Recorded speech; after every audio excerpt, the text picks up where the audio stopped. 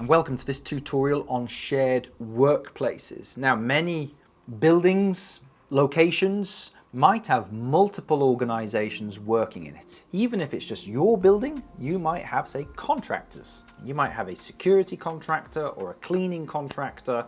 So we have offices, and then next door in the same building we have more offices, and then further down the corridor there are more offices, and so we are all sharing the workplace.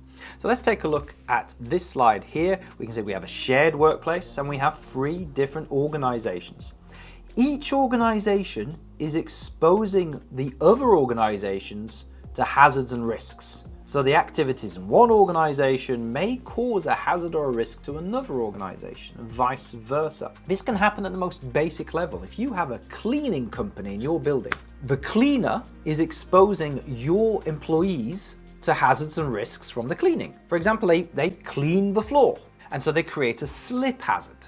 And your employees are exposed to this slip hazard, and there's a risk that they could fall over and hurt themselves. Vice versa, your employees are also exposing the cleaner to risks. The cleaner might be walking down a corridor and someone might bump into the cleaner. You might crash into the cleaner. The cleaner might be working in a factory, and all of a sudden there's someone cutting something over there and something flies out and hits the cleaner in the face. Whenever you've got a contractor or another business working on your site, you start to expose each other to hazards. Hey, sorry to interrupt. If you're regretting your choice of course provider and you'd wish you studied with me instead, there's no problem. You can. Why don't you head over to Google right now and Google Compassa Rescue. Search for that and go to our rescue package. This is available for both international and national general certificate students. Perhaps your course is expired. Perhaps you've failed one of the assessments and you don't know what to do next. Perhaps you're just not happy with the level of teaching or support you're getting from your course provider. In that case, come check out the rescue package and click on Apply Now. We will offer you a very, very special discount so that you can get access to our full general certificate course with all of my tutor support, all of our mock exam support, NG2, IG2 project support, all of our video tutorials, study books, PDF guides. You will get everything that we offer to our own students. And then you will have a chance of joining us with some of the highest pass rates in the NEBOSH e-learning industry. Let's get back to the advice. So let's take a look at the duties that organizations have when it comes to these shared workplaces. And so you'll notice here on this slide, we've got a reference to C155 and R164, the duty of employers to collaborate. So let's take a look at what that actually means. If we look at C155 on the ILO website, we need to go to Article 17, I think it is. Yeah, there it is there. And it says, whenever 2 or more undertakings, so an undertaking is an organization, it's a business.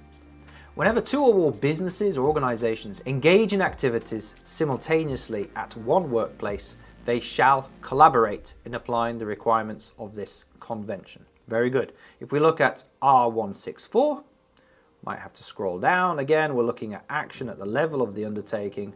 R164, it's this Article 11.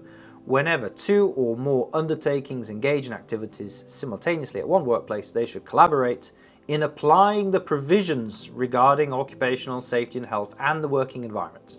So it's a little bit more specific now. So it's not just you shall collaborate. What did it say there on C155? You shall collaborate in applying the requirements. Okay, so the requirements being mainly these requirements. It was about ensuring the safety of workplaces, machinery, equipment and processes. It was about the chemical, physical, biological substances and agents, and also the provision of protective clothing, protective equipment. That was broadly it. You've also got some stuff about emergencies and accidents, first aid, and then some stuff about the worker duties and reps. Okay, so you have to collaborate on all of those things without prejudice to the responsibility of each undertaking for the health and safety of its employees. Without prejudice, so without damaging. Right, okay, so when we collaborate, we can't just say the safety of my staff is your responsibility and only your responsibility. No, that's not how it works, no. We have responsibility for the safety of our employees, right? And we have to work together. And just because they need to do something doesn't mean that I have no responsibility anymore. So this need for collaboration, it doesn't cancel our responsibility to our own staff. I can't pass that responsibility completely onto somebody else. In appropriate cases, the competent authority or authorities should prescribe general procedures for this collaboration. Right, so that means that the national governments or the national enforcement agencies can create their own rules on how exactly employers should collaborate. I can't get into that because in your country, you have your own rules, which I am not familiar with, so you should do your own research on that. But going back to this slide here, what do we have? We have the sharing of resources. So for example, organizations in a shared workplace might decide to share first aiders or share fire wardens. For example, if we have a cleaner on site, maybe one cleaner, and that cleaner injures themselves, then we should provide first aid to that cleaner. The cleaner's on our site, so we share our first aiders and look after that cleaner. There we are. Now let's say it's a whole team of cleaners. Maybe there are 10 cleaners. Now they may have their own first aider in that case because they have a much bigger team. But there may be situations where they don't have a first aider on site for whatever reason. And again, if the cleaner hurts themselves, then we as the client should be willing to share our first aid resource with them. We should certainly provide information to each other on the hazards and the risks. So we should tell the company who's here on site what the hazards and risks are, how we may accidentally put them at higher risk, and they should do the same thing to us. And that might also include information on the control measures. You say, right, we've got this risk, but here's what we're doing to control that risk, and here are some things that you need to do as well to make sure your own staff stay safe. So we should agree some rules. So for example, if you have a company who is, say, welding, we could say, we're welding and the welding creates a big bright blue light, lots of ultraviolet radiation. Now to keep your staff safe when they walk past, we have a big curtain that blocks out the UV radiation. But if anyone ever walks into our workshop while we're welding, it's really important that they do not look at the blue light because that can damage their eyesight. So there's sharing of information and requests on the rules and boundaries that must be respected. When we share a workplace, we should also control the movement of people. So there are some areas where people just don't need to go. So say technical rooms, high voltage rooms, the average worker doesn't need to go in there. So those areas should be locked.